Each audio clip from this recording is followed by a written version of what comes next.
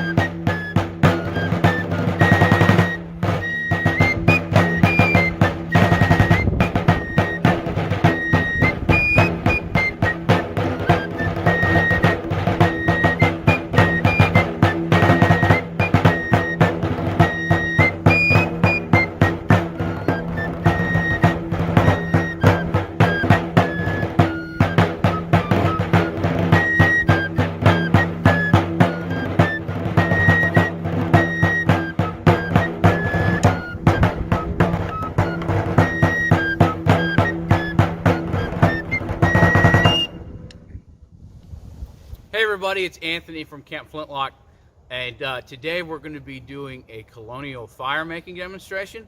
But before we start, just a few reminders. Make sure you have parent supervision. Make sure you're doing it in a safe area. You know, I've got my area cleared here that nothing is going to catch on fire that I don't want to catch on fire. And just overall, be safe. During the colonial period, fire was important for everyday life, whether it's keeping warm, giving light, cooking your food. It didn't matter whether you were a soldier, civilian, it didn't matter. You needed fire. Now, during this point in history, matches and therefore lighters had not been invented yet, and so we relied on flint and steel. As the name implies, there are several different parts to our setup. First, we have your fire steel.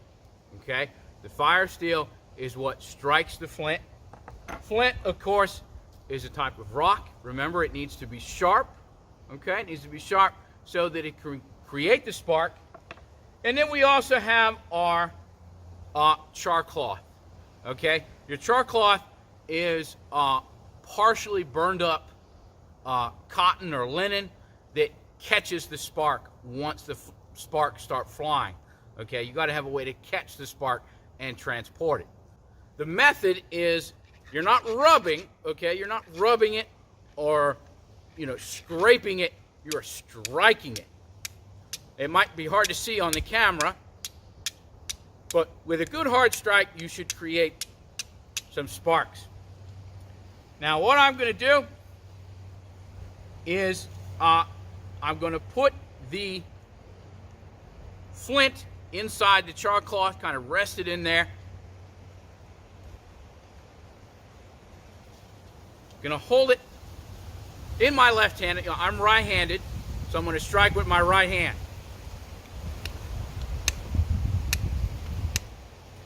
And there I have caught a spark. I don't know if you can see it on camera, but I've caught a spark, and I'll blow on it.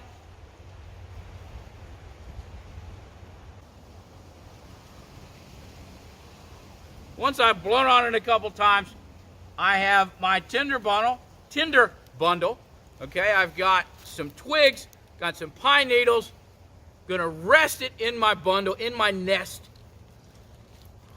and just simply start to blow.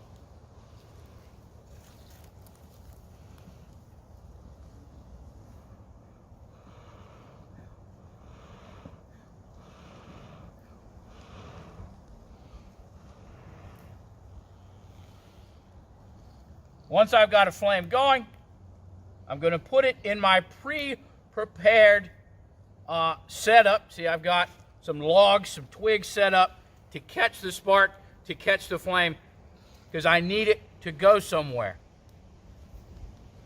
Would you look at that? We've got our fire going. Okay. It takes a little bit of practice, I admit.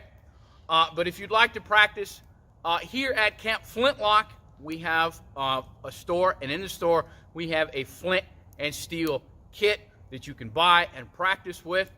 And that's how you made fire during the Revolutionary War. Have fun.